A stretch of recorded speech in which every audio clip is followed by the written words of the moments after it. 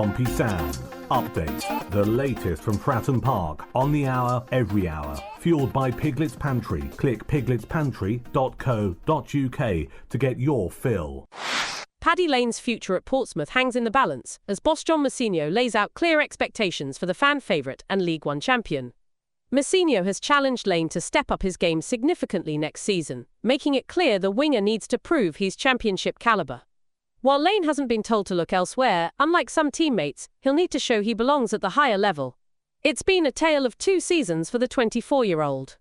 After lighting up League One with 12 goals and 8 assists during Pompey's title-winning campaign, Lane struggled to replicate that form this term. Before a knee injury sidelined him in January, he managed just 1 goal and 1 assist. Paddy's first challenge is getting back to full fitness, Mousinho explained.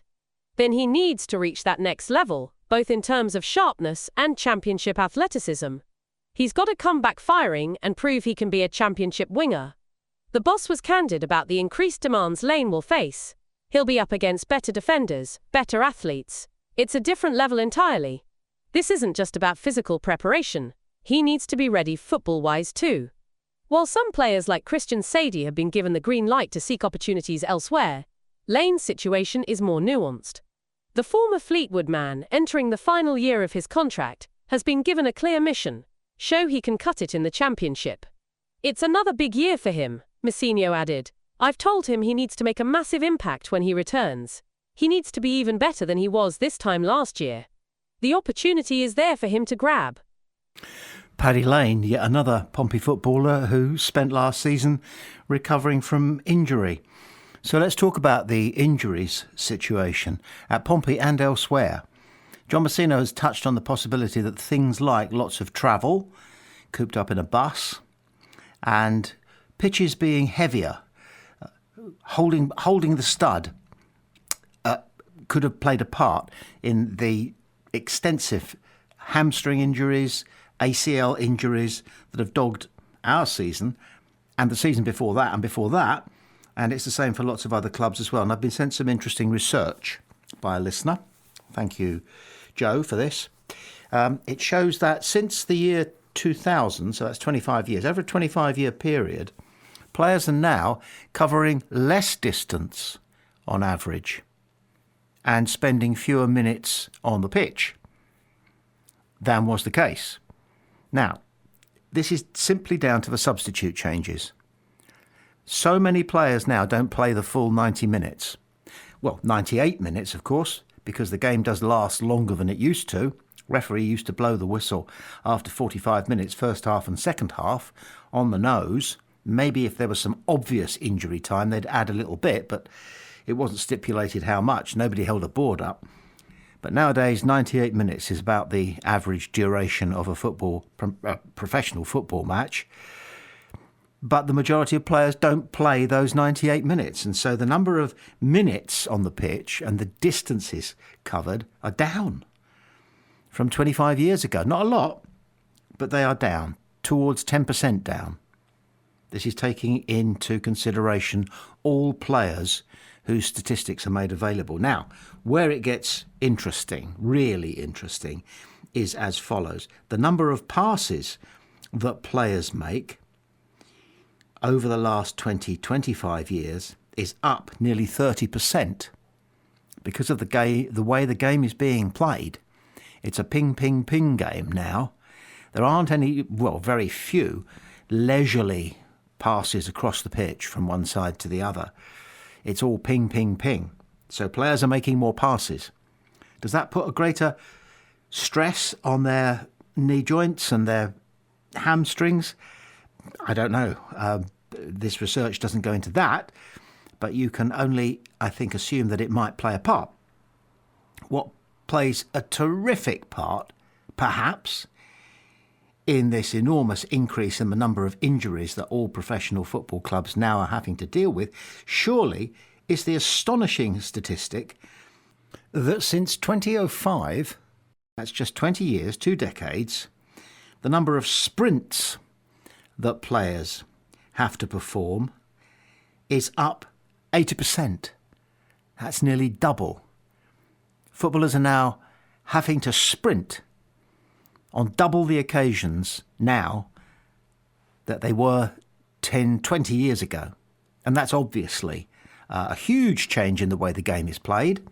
And surely, there's nothing to prove it, but surely that plays a part in the increasing number of injuries that players are sustaining. So, obviously, going back to how we came to be talking about this on this particular bulletin, the Paddy Lane situation, of course, let's hope he is 100% fit again for the start of the coming season, and that he's bigger and stronger and possibly even faster. But he's going to be doing a lot of passes, and he's going to be doing an awful lot of sprints compared to what, say, if his dad played football to any level, or mum, they did. Modern there, but you've got to keep up, haven't you? Will he, won't he stay? Cohen Bramall's been talking up Pompey's chances next season, talking to the BBC. Keep an ear out in particular for one word that he uses very significantly in this short report, because I think it speaks volumes. Here's what he has to say. Certainly I think playoffs. I'm not stretching it, I definitely believe that Pompey can get into the playoffs. Even if that is not possible in just their second season in the division, the 29-year-old insists that Portsmouth should be at least in the top 10, with improvements in the away form. Minimum, you are looking at top 10, because of the way we finished so strong at home as well. I think if we can tidy up on a few away performances and be more solid, a 100%, I think we can creep into the playoffs. The only thing about the Championship is that it is one of the hardest leagues in the world. A real pro saying all the right things. They're so well trained in the media, aren't they? And so savvy, modern professional footballers. But what was the key word? Did you notice? We? He used it not once, but certainly twice, perhaps 3 times, referring to Pompey as we, not they. So is this a man who knows something that we'd like to know? Or is this a man who's trying to nudge the manager and just adjust his thinking about Cohen Bramall and Pompey a little bit in the direction that he wants? Either way, he refers to Pompey as we, not they. The BBC's excellent football commentator and journalist Andrew Moon is being asked about his views on the various transfer rumours that have already started to swirl.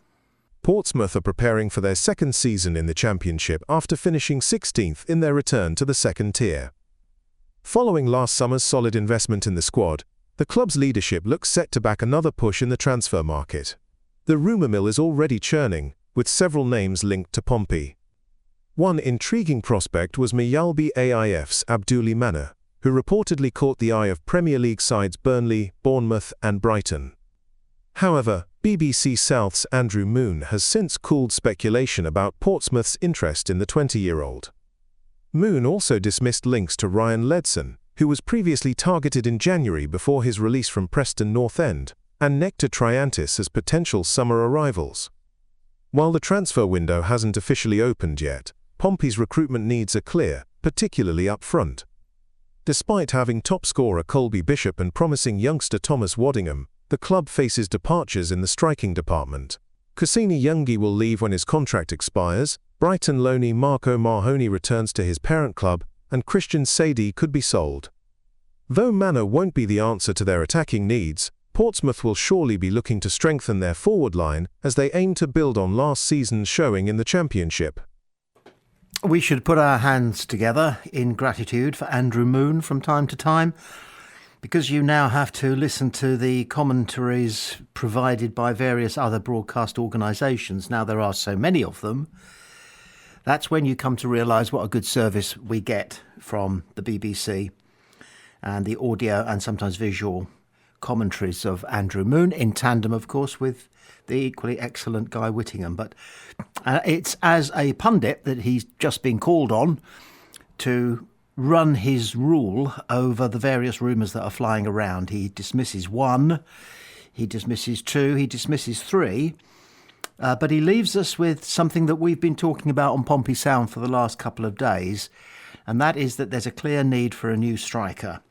With Sadie being allowed to go and with Yengi definitely on his way, Colby Bishop is rather isolated Unless, of course, the boy from Australia turns out to be a very precocious teenager, and he might, and they may know something at Pompey that we don't about him. But if that's not the case, and he's still got some learning to do, then we really will need somebody who can stand alongside Colby Bishop or replace Colby Bishop if he, perish the thought, gets himself an injury. We definitely need another striker. It's as simple as that. And it's an exciting prospect. Nothing quickens the pulse quite like the arrival of a new striker, especially if it's a full-blown transfer. Wow.